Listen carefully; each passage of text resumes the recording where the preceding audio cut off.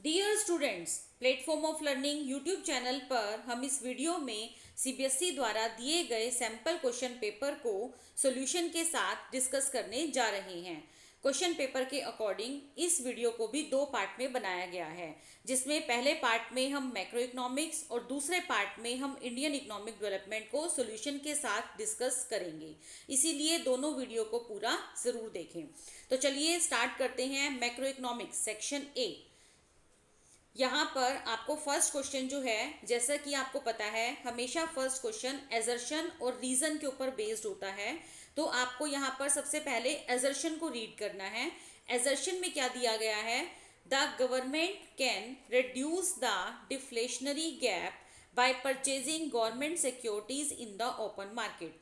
तो ये स्टेटमेंट बेटा फॉल्स है। क्यों? क्योंकि गवर्नमेंट कभी भी गवर्नमेंट सिक्योरिटीज परचेज नहीं करती। कौन करता है गवर्नमेंट सिक्योरिटीज परचेज? आरबीआई। ठीक है, तो this statement is false. Now reason, reason पर है यहाँ पर the central bank purchases government securities in the open market increase the lending capacity of the commercial bank. This reason is true. Central bank जो है वो government securities purchase करता है किसी लिए, ताकि कमर्शियल बैंक की लेंडिंग कैपेसिटी को इंक्रीज किया जा सके।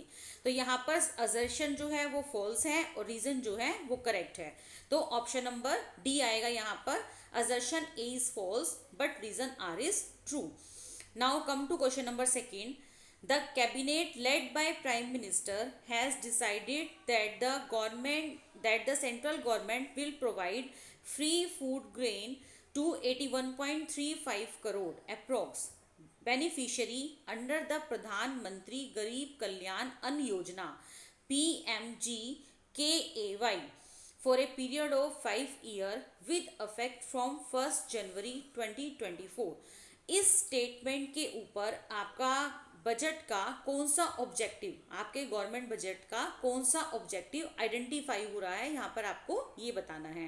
तो जब भी हम पॉवर्टी मतलब पुअर सेक्शन से रिलेटेड उनके कल्याण की बात करते हैं, जैसे यहाँ पर बात की गई है अन्न योजना की, तो वहाँ पर हमारे गवर्नमेंट बजट का हमेशा कौन सा ऑब्जेक्टिव फॉलो होता है?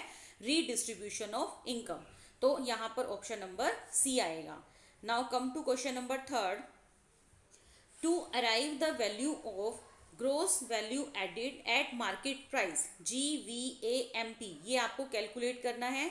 must be added to gross value added at basic price। Basic price का मतलब क्या होता है? Factor coast. तो यहाँ पर आपको फैक्टर कोस्ट गिवन है और एमपी निकालना है।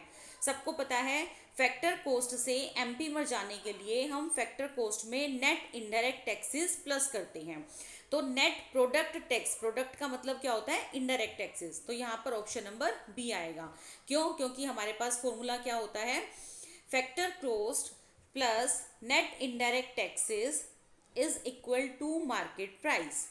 ठीक है, तो gross value added at market price is equal to gross value added at fix factor cost plus net indirect taxes. तो here option number B is the right answer. Now come to question number 4। Under the exchange rate system, market forces automatically adjust the surplus and deficit in the balance of payment account। कौन सी exchange rate system में market forces automatically adjust हो जाती हैं? तो वो होता है flexible exchange rate system. क्यों? क्योंकि फ्लेक्सिबल एक्सचेंज रेट सिस्टम में जो डिमांड और सप्लाई के ऊपर मार्केट फोर्सेस ऑटोमेटिकली एडजस्ट हो जाती है, उसमें गवर्नमेंट का कोई भी इंटरफेरेंस नहीं होता। तो यहाँ पर क्या है? Option number B. Now come to question number 5। From the given diagram, identify the correct option that indicates the reference line passing through the origin drawn at a particular angle। यदि आपको Keynes की theory याद है तो उसमें आपने देखा होगा कि रेफरेंस लाइन जो है वो 45 डिग्री की लाइन होती है। तो यहाँ पर क्या आएगा? ऑप्शन नंबर ए आएगा। जो नेक्स्ट क्वेश्चन है बेटा वो विजुअली इम्पेयर्ड स्टूडेंट्स के लिए है, पर एक बार हम डिस्कस कर लेते हैं। Under the Keynesian theory, reference line is a straight line passing through the origin drawn at an angle of 45 degree. Same question है। तो कीन्स की कीनेसियन थ्योरी के अकॉर्डिंग रेफरेंस लाइन जो है वो 45 डिग्री एंगल पर ओरिजिन से draw की जाती है। Now come to question number 6। As per the data presented in the union budget 2023 to 24, the total receipts of the government other than borrowing and the total expenditure are estimated at 27.2 lakh crore and 45 lakh crore respectively। तो यहाँ पर आपको बताना है the value of the deficit would be 17.8 lakh crore. तो यहाँ पर ये फिजिकल डेफिसिट का फॉर्मूला आपको गिवन है। फिजिकल डेफिसिट का फॉर्मूला क्या होता है? Total expenditure minus total receipts other than borrowing. यहाँ पर टोटल एक्सपेंडिचर आपको दे रखा है 27.2 लाख करोड़ और टोटल रिसिप्ट्स आपको गिवन है 45 लाख। तो यदि आप 45 में से 27.2 माइनस करोगे तो कितना निकलेगा? 17.8 लाख करोड़ फिजिकल डेफिसिट आएगा। तो यहाँ पर ऑप्शन नंबर बी जो है वो राइट है। Now come to question number 7। Question number 7 में स्टेटमेंट 1 और स्टेटमेंट 2 आपको गिवन है, तो वो आपको पहले अच्छे से रीड करनी है। स्टेटमेंट 1 में गिवन है the maximum value of marginal propensity to consume can be unity. तो दिस स्टेटमेंट इज ट्रू, क्योंकि मार्जिनल प्रोपेंसिटी टू कंज्यूम की मैक्सिमम वैल्यू जो है वो हमेशा कितनी होती है? यूनिटी, मतलब 1 होती है। Now come to question number statement number 2। As the income of an economy increases, the proportionate increase in the level of consumption is always more than the increase in the level of income. This statement is also true. Proportionate increase in the level of consumption is always more. More होता है हमेशा किससे? उसके level of income से। तो दोनों statement यहाँ पर true है। लेवल ऑफ कंजम्पशन जो है वो हमेशा लेस होता है in the level of income. So here statement 2 is false. तो यहाँ पर ऑप्शन नंबर ए आएगा। Statement 1 is true and statement 2 is false. Now come to question number 8। Question number 8 में है in a 2 sector economy aggregate demand can be determined by adding is equal to dash. तो यदि हम aggregate demand का formula recognise करें तो aggregate demand is equal to C plus I होता है, जहां पर सी में हम autonomous consumption plus induced consumption दोनों ऐड करते हैं और आई में हम सिर्फ ऑटोनोमस इन्वेस्टमेंट ऐड करते हैं। तो यहाँ पर ऑप्शन नंबर डी आएगा, autonomous consumption, autonomous induced consumption and autonomous investment. Now come to question number 9। Read the following statement carefully. Statement 1.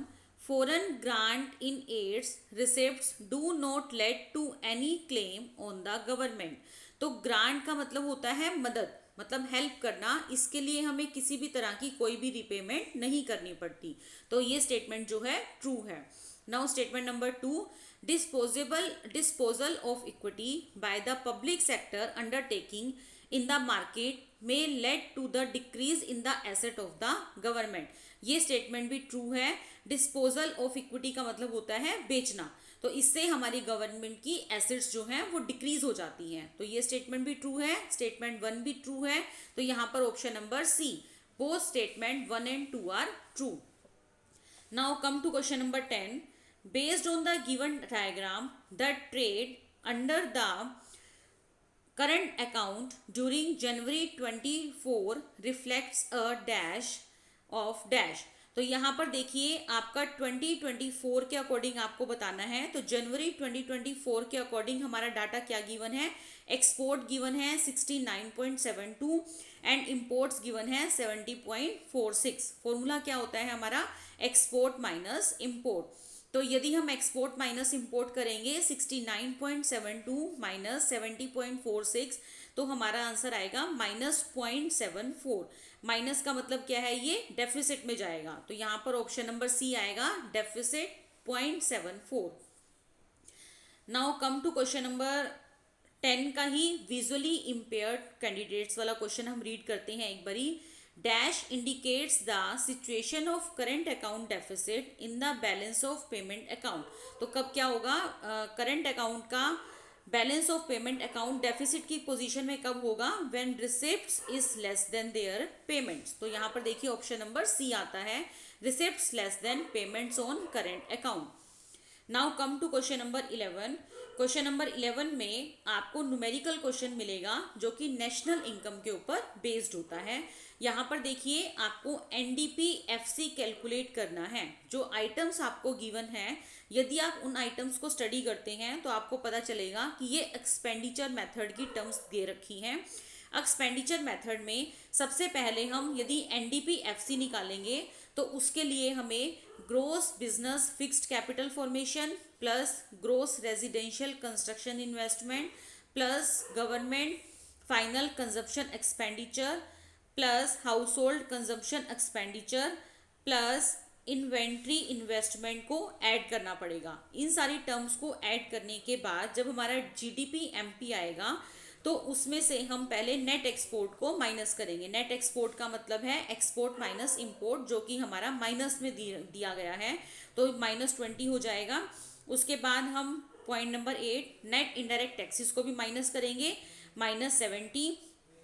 Then net factor income from abroad को हम नहीं लेंगे इसमें, और लास्ट में हम कंजप्शन ऑफ फिक्स्ड कैपिटल, जो कि हमारा क्या होता है डेप्रिसिएशन भी हमारा माइनस होता है, तो -40। यदि हम इन सारी टर्म्स को माइनस करते हैं तो हमारा एनडीपीएफसी कितना कैलकुलेट होता है 1750 crore. Now come to question number 11। मैंने जैसा कि आपको बताया हुआ है, हमेशा नेशनल इनकम में एक क्वेश्चन न्यूमेरिकल होता है, तो उसकी ऑप्शन में हमेशा आपको थ्योरी का क्वेश्चन मिलेगा। थ्योरी के क्वेश्चन में हमेशा क्वेश्चन क्या दिया जाता है कि नेशनल इनकम के स्टेप्स लिखिए कैलकुलेट करने वाले, जो कि इनकम मेथड के ऊपर बेस्ड हैं, एक्सपेंडिचर मेथड के ऊपर बेस्ड हो सकते हैं, या फिर वैल्यू एडिड मेथड, क्योंकि नेशनल इनकम को कैलकुलेट करने के आपके पास 3 मेथड होते हैं। उनमें से क्या है, income method, expenditure method and value added method. तो यहाँ पर आपको नेशनल इनकम मेथड से कैलकुलेट करने के लिए स्टेप्स लिखने हैं। बेटा स्टेप्स में और फॉर्मूले में डिफरेंस होता है, तो आपको फॉर्मूला नहीं लिखना है, इस बात को ध्यान रखना है। यहाँ पर आपको स्टेप्स लिखने हैं। स्टेप्स में हमारा पहला स्टेप क्या बनेगा कि हम प्राइमरी, सेकेंडरी और टर्शरी सेक्टर को क्लासीफाई करेंगे, उनकी प्रोडक्शन यूनिट्स क्या हैं उनको हम अलग अलग करेंगे। अलग करने के बाद हम एनडीपी-एफसी कैलकुलेट करते हैं, जो कि फैक्टर पेमेंट का टोटल होता है, जिसमें हम compensation of employees plus operating surplus plus mixed income को ऐड करते हैं।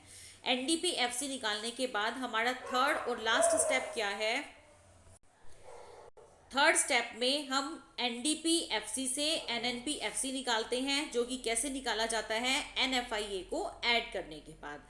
तो इनकम मेथड में नेशनल इनकम कैलकुलेट करने के लिए ये 3 स्टेप्स होते हैं। Now come to question number 12। Question number 12 पे आइए।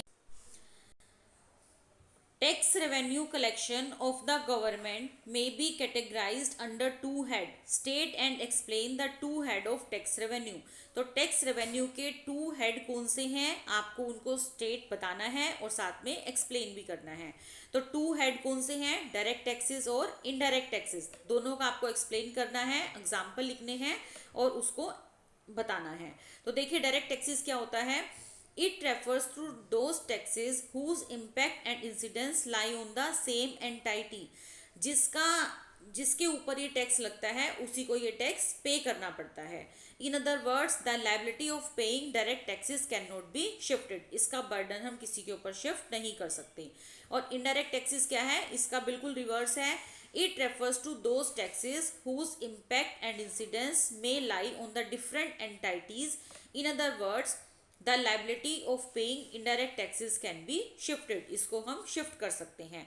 आप यहाँ पर डायरेक्ट और इनडायरेक्ट टैक्सेस के एग्जांपल दीजिए, साथ में progressive in nature, regressive in nature, ये और वर्ड्स इसके साथ ऐड कर सकते हैं, क्योंकि हमें 1.5 नंबर के अकॉर्डिंग इसको एक्सप्लेन करना है। Now come to question number 13। Foreign portfolio investment witnessed a sharp turn around during 2023-24 with the FPI inflow of $32.4 billion, in which sub account and on which side of the balance of payment account the above transaction will be recorded। तो देखिए यहाँ पर जैसे ही आप portfolio investment को study करते हैं तो आपको पता चलेगा कि ये हमेशा कैपिटल अकाउंट का पार्ट है। तो कैपिटल अकाउंट में जाएगा। और साथ में देखिए यहाँ पर आपके साथ लिखा हुआ है एक वर्ड इनफ्लो, तो इनफ्लो का मतलब होता है कुछ ना कुछ क्रेडिट होना, तो ये कैपिटल अकाउंट की क्रेडिट साइड में ऐड किया जाएगा। नाउ इसका ऑप्शन इसके साथ एक सेकेंड पार्ट दिया गया है आपको, state the meaning of balance of payment deficit. यहाँ पर आपको बैलेंस ऑफ पेमेंट डेफिसिट को एक्सप्लेन करना है।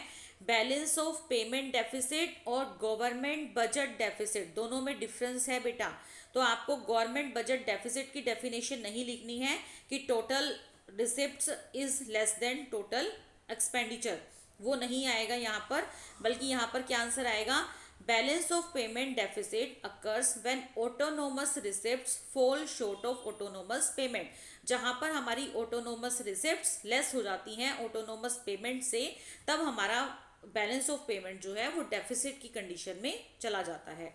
Now come to question number 14। Saving curve can be derived from the consumption curve, justify the statement sitting valid steps with the help of a well labelled diagram. सबको पता है saving कर और consumption कर दोनों एक ही डायग्राम में कैसे शो किए जा सकते हैं। तो देखिए यहाँ पर मैंने डायग्राम बनाया हुआ है, उसको स्टडी करते हैं। ओ एक्स एक्सिस पर हमने लाइन लिया है जिस पर हम इनकम कर को दिखा रहे हैं। ओ वाई एक्सिस पर हम कंजम्पशन और सेविंग कर को दिखा रहे हैं। ओ जो है हमारा ये इनकम कर्व है, सी हमारा कंजम्पशन कर्व है, ओ ए एस हमारा सेविंग कर्व है। तो यहाँ पर हमने consumption curve with the help of saving curve निकाला है। वाई जो इनकम जो है हमारा कंजम्पशन प्लस सेविंग होता है। Now come to question number 14, visually impaired candidates. इसका जो क्वेश्चन है वो दिया गया है, saving curve can be derived from the consumption curve, justify the statement sitting valid steps. Question same है, तो आपको सेम सेविंग कर्व किस तरह से कंजम्पशन कर्व से निकाला जाता है वो एक्सप्लेन करना है, उसके स्टेप्स लिखने हैं। तो फर्स्ट स्टेप में आप क्या लिखेंगे, take O A on the negative intercept on O Y axis equals to the O C autonomous consumption, ठीक है। और उसके बाद सेकंड जो है, draw a perpendicular from point B intersecting the X axis at point B. जो आपने diagram बनाया है आपको उसी डायग्राम को एक्सप्लेन करना है। Now come to question number 14। For two hypothetical economies A and B, the value of marginal propensity to consume MPC आपको दो इकोनॉमी A और B का गिवन है 0.6 and 0.8। Assuming for both the economies autonomous consumption, दोनों economies के लिए autonomous consumption जो है वो हमारा 40 करोड़ है और इन्वेस्टमेंट एक्सपेंडिचर जो है वो हमारा 100 करोड़ है। तो आपको यहाँ पर फर्स्ट पॉइंट में break even level of income for economy A निकालना है और सेकंड पॉइंट में equilibrium level of income for economy B निकालना है। तो जो फर्स्ट पार्ट है पहले हम उसको एक्सप्लेन करने जा रहे हैं। देखिए यहाँ पर क्या लिखा हुआ है, ऑटोनोमस कंजप्शन दोनों इकोनॉमीज के लिए सेम है जो कि 40 करोड़ है। इन्वेस्टमेंट एक्सपेंडिचर दोनों इकोनॉमीज के लिए सेम है जो कि 100 करोड़ है। इकोनॉमी ए के लिए मार्जिनल प्रोपेंसिटी टू कंज्यूम 0.6 है, इकोनॉमी बी के लिए मार्जिनल प्रोपेंसिटी टू कंज्यूम 0.8 है। यहाँ पर ब्रेक इवन लेवल आपको फाइंड आउट करना है। तो ब्रेक इवन लेवल जो है वो हमारा फॉर्मूला क्या होता है, y is equal to C. y is equal to C को हम क्या लिख सकते हैं, C bar plus B Y. C bar कितना है 40 plus 0.6y, y minus 0.6y मतलब 0.4, y is equal to 40, y is equal to 100 crore. तो यहाँ पर आपका ब्रेक इवन लेवल कितना आ रहा है, y is equal to 100 crore. Now come to second part, equilibrium level of income for economy. इसका formula होता है y is equal to C plus I. C का फॉर्मूला होता है C bar plus B Y. तो यहाँ पर इस फॉर्मूले को सी की जगह हमने क्या लिखा है, C bar plus B Y plus आई। नाउ वैल्यू पुट कीजिए, सी बार 40 गिवन है, एमपीसी 0.8 वाई गिवन है और इन्वेस्टमेंट कितना है 100 करोड़। यदि इसमें आप वाई को एक साइड में ले जाकर वैल्यू कैलकुलेट करेंगे तो वाई कितना आएगा 700 crore. Now come to question number 15, read the following text carefully. देखिए बेटा यहाँ पर आपको एक टेक्स्ट गिवन है तो आप इस टेक्स्ट को ध्यान से पढ़िए, ठीक है। इस टेक्स्ट को पढ़ने के बाद आपको पता चलेगा कि आपको क्वेश्चन में करना क्या है। यहाँ पर आपको वर्किंग प्रोसेस लिखना है to increase in investment on the national income. That means investment multiplier का आपको वर्किंग प्रोसेस लिखना है। आपको पता है जब भी हम इन्वेस्टमेंट मल्टीप्लायर का वर्किंग प्रोसेस लिखते हैं तो हमारे पास कुछ स्टेप्स होते हैं। जैसे हमारे पास 4 स्टेप्स हैं। हमें सबसे पहले डेल्टा आई लेना होता है, फिर डेल्टा वाई लेना होता है, फिर डेल्टा सी और उसके बाद डेल्टा एस। डेल्टा आई यहाँ पर हमारे पास 1000 गिवन है, वही डेल्टा वाई हो जाएगा 1000। डेल्टा सी जो कि आपको 80% गिवन है, तो यदि आप 1000 का 80% कैलकुलेट करेंगे तो 800 आएगा। डेल्टा एस जो कि आपको 20% गिवन है, 1000 का 20% निकालेंगे तो 200 आएगा। सेकेंड स्टेप में जो आपका डेल्टा सी होता है वही आपका डेल्टा वाई बन जाता है, तो 800 यहाँ आएगा। 800 का यदि आप 80% कैलकुलेट करेंगे तो 640, और 640 को 800 में से 640 माइनस करेंगे तो 160। फिर 640 यहाँ पर आ जाएगा। 640 का 80% कैलकुलेट करेंगे 512। 640 माइनस 512 करोगे तो कितना आएगा 128। ये वाला स्टेप्स आपको जब तक करना है जब तक डेल्टा एस की वैल्यू आपकी 1000 नहीं आ जाती। ये करने के बाद आप इन्वेस्टमेंट मल्टीप्लायर निकालेंगे 1/1 माइनस MPC। तो 1/1 minus 0.8 is equal to 5। That means आपको 5 times increase in the investment करना है। अगर आप इन्वेस्टमेंट में 5 टाइम इंक्रीज करेंगे तो 1000 मल्टीप्लाई 5 इन्वेस्टमेंट कितनी हो जाएगी आपकी 5000 करोड़ हो जाएगी। तो बेटा ये हमारा वर्किंग प्रोसेस था इन्वेस्टमेंट मल्टीप्लायर का। ऐसा एक क्वेश्चन हमेशा आपको बोर्ड के एग्जाम में मिलेगा, तो इस वाले क्वेश्चन को ध्यान से समझिए और पढ़िए। Now come to question number 16। Read the following text carefully. यहाँ पर भी आपको एक टेक्स्ट गिवन है जो कि हमारा देखने पर लग रहा है कि मनी के ऊपर बेस्ड है, ठीक है। तो इस वाले टेक्स्ट को आप ध्यान से पढ़िए। यदि मैं इस टेक्स्ट को पूरा पढ़ती हूँ तो वीडियो बहुत लंबी बन जाएगी, तो इसको आप ध्यान से टाइम लगा के पढ़िए। पहले पढ़ने के बाद इसके ऊपर कुछ क्वेश्चन आपको दिए गए हैं, तो हम क्वेश्चन डिस्कस कर लेते हैं। क्वेश्चन में आपको फर्स्ट क्वेश्चन है, on the basis of the given text and common understanding answer the following question. Over the centuries money has evolved in the various forms. Money को बहुत सारी फॉर्म्स में इवॉल्व किया गया है, तो वो मनी की जो फॉर्म्स हैं वो कौन कौन सी हैं आपको ये बताना है। तो यदि आप इस टेक्स्ट को पढ़ेंगे तो आपको पता चलेगा यहाँ पर आपको मनी की 2 फॉर्म्स दी गई हैं, जो कि है मेटल करेंसी की फॉर्म में और दूसरी क्या है पेपर करेंसी की फॉर्म में। ये वाला क्वेश्चन बेटा जैसे आप इंग्लिश में कॉम्प्रीहेंशन पैसेज सॉल्व करते हैं सेम वही होता है। बहुत स्कोरिंग क्वेश्चन है और ये वाला क्वेश्चन हमें पेपर में ज़रूर अटेम्प्ट करके आना है।